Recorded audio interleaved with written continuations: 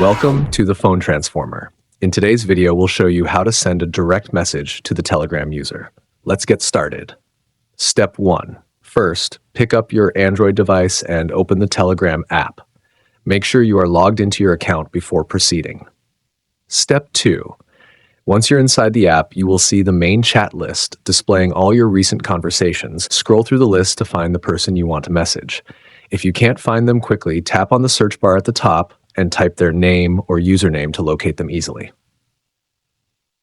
Step 3. After selecting the person you want to message, tap on their chat to open the conversation window. Here you'll see a text box at the bottom of the screen.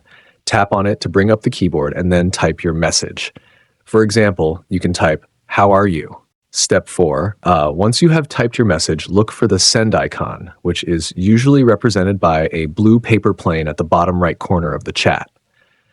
Tap on this icon and your message will be instantly sent to the selected Telegram user. Thanks for watching, and please subscribe to the channel.